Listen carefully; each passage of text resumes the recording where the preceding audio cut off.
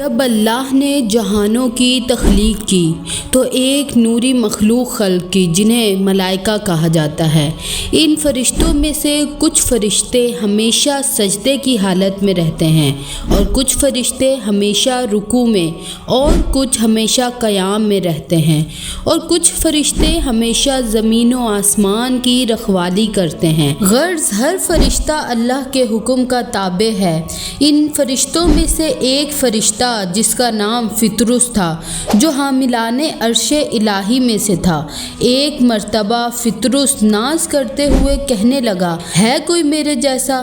بس اس آواز کا بلند ہونا تھا کہ اللہ غضبناک ہوا اور اس کے بالوں پر جلنے لگے اور وہ فرشتہ زمین پر ایک جزیرے میں آ گرا۔ بعض روایتوں میں ہے کہ فطرس نے اللہ کے حکم کی تکمیل میں کچھ دیری کی، اس ترک اولیٰ کی بنا پر اس پر عذاب نازل ہوا۔ فرشتوں کے بالوں پر پرندوں جیسے نہیں، بلکہ علامہ مجلسی نے اپنی کتاب میں کہا ہے کہ فرشتوں کے بالوں پر سے مراد ان کا بال علم اور پر عمل ہے۔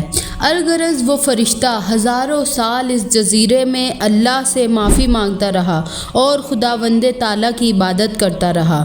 وقت گزرتا رہا اور آخر وہ دن آیا کہ جب فطرس نے دیکھا کہ آسمان سے ہزاروں فرشتے حضرت جبریل علیہ السلام کی قیادت میں خوشی سے جھومتے ہوئے زمین کی طرف آ رہے ہیں۔ جب حضرت جبریل علیہ السلام کا گزر اس جزیرے سے ہوا تو فطرس نے جبریل سے پوچھا، اے جبریل امین، ماجرا کیا ہے؟ آج میں آسمان پر اتنی رونق دیکھ رہا ہوں جو پہلے کبھی نہ دیکھی تھی۔ حضرت جبریل علیہ السلام نے فرمایا، آج اللہ کے محبوب رسول خدا صلی اللہ علیہ وسلم کے گھر جنت کے سردار حسین ابن علی آئے ہیں۔ خداوند تعالیٰ نے فرشتوں کو حکم دیا ہے کہ جاؤ اور میرے رسول صلی اللہ علیہ وسلم کو میری اور اپنی طرف سے مبارکباد دے کر آؤ۔ فطرس نے یہ سنتے ہی غمزدہ ہوتے ہوئے کہا، اے اللہ کے فرشتے، مجھے بھی رسول خدا صلی اللہ علیہ وسلم کی خدمت میں لے جائیں، شاید اللہ کے رسول میرے حق میں دعا کر دیں اور اللہ اپنے رسول کے صدقے میں مجھے معاف کر دے۔ غرض حضرت جبریل علیہ السلام فطرس کو حضرت محمد صلی اللہ علیہ وسلم کی خدمت اقدس میں لے کر حاضر ہوئے۔ ہر فرشتہ حضرت محمد صلی اللہ علیہ وسلم کو نواسے رسول کی مبارکباد دیتا تھا۔ اتنے میں فطرس نے حضرت محمد صلی اللہ علیہ وسلم کی خدمت میں حاضر ہو کر عرض کی، اے اللہ کے رسول، آپ میرے لیے دعا کریں کہ اللہ مجھے معاف کر دے۔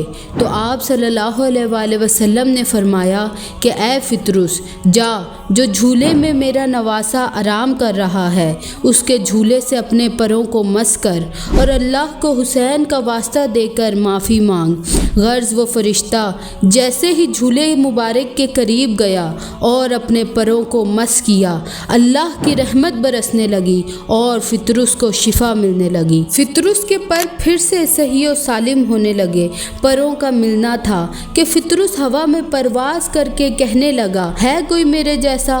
تمام فرشتے کہنے لگے، اتنے سال تیرے پر عذاب رہا، پھر بھی تو آج وہی کہہ رہا ہے جو پہلے کہہ رہا تھا۔ تو فطرس جھوم کر کہتا تھا، پہلے میں نادانی میں کہہ رہا تھا، لیکن آج میں حسین ابن علی کا غلام بن کر کہہ رہا ہوں۔ ہے کوئی میرے جیسا جسے حسین نے آزاد کرایا ہو؟ ہے کوئی میرے جیسا جسے رسول خدا صلی اللہ علیہ وسلم کے نواسے حسین علیہ السلام کے جھولے کے صدقے شفا ملی ہو؟ رسول اللہ صلی اللہ علیہ وسلم نے فطرس کو دیکھتے ہوئے کہا کہ تجھے حسین ابن علی سے شفا ملی ہے تو حسین کے چاہنے والوں کو کیا دے گا؟ تو فطرس نے کہا کہ قیامت تک دنیا کے کسی کونے سے بھی جو بھی حسین ابن علی کو سلام کہے گا تو میں اس کا سلام کربلا تک پہنچا کے آؤں گا۔ غرض امام حسین علیہ السلام کی ذات شفا اور نجات کا ذریعہ ہے۔ جب آپ علیہ السلام اس دنیا میں تشریف لائے تو ایک عرشی فطرس کی نجات کا سبب بنے، اور جب آپ علیہ السلام اس دنیا سے رخصت ہونے لگے تو ایک فرشی حر علیہ السلام کی نجات کا سبب بنے۔ سلام ہو نواسے رسول امام حسین علیہ السلام پر۔ تمام شیعان حیدر کرار کو 3 شعبان ولادت امام حسین علیہ السلام بہت بہت مبارک ہو۔